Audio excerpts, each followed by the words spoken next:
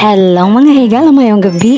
For today's video, atong pagkakuhaan karon si Bana. Kung sa inyong nakita, nagputos na po ninyong higala kay grabe kainit ang panahon. So basin din namin masayod kung giyon sa nako pa kay balog motor bisag wala mo nang mutana, pero mo share gyapon ko ninyo. Murag edad ko atog 11 or 12 pa to. Ya grade 5 ko ato nga time. Si Papa Abit mo nagtudlo na ako og motor. So kanang pinababay nga motor kana bitang na space ang atubangan. So pwede mabutangan og sako or mga things sa atubangan. So yun na nga motor, gamay ra na siya and dali ra po siya makaabot sa mga girls. Maong tawag naman siya motor sa pangbabae kay dali ra para sa mga babae ang pagtika. So ito kamo nakintahi ko mo motor no. Dayon ang usa sa pangitabo nga di na ko malimtanan ang bahin sa motor kay katong kamao na ko mo motor mapalig-alig na dayon nagkuan, magambog-ambog na dayon nagpasakay og angkas sa likod. So mao to, gipatry na ko ang angkas silisel akong manghod sa likod. Dayon okay pa to kinahunhan.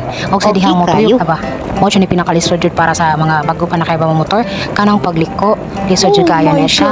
So mo to ni hinay na kog liko og sa dihang sili-sili ang bak ngano ni ang bak siya kay open siya salig nako.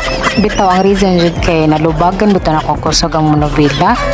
Okay ba mo sana hitabo na mo nag-swimming mig di oras. Tumurag ako ra man jud ni langoy ato kani ang bak masili-sili as inilupad jud siya. Unya funny pa jud kayo kay si Papa murag proud jud kay siya nako ba nga nakamao kog motor.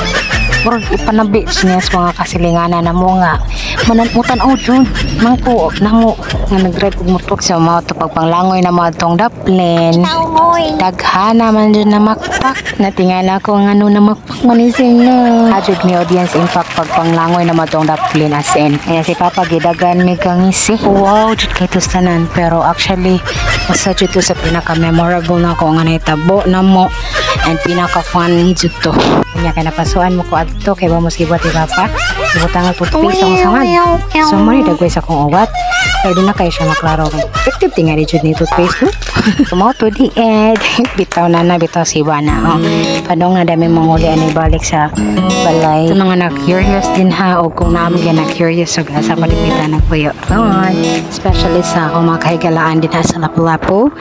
I am currently living at San Miguel, Bohol. So this is the view.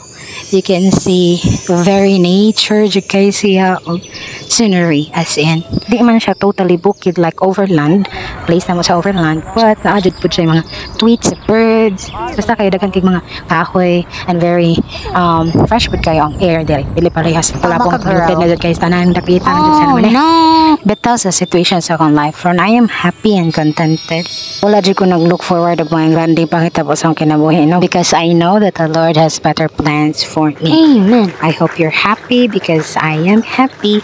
Until next time, bye-bye.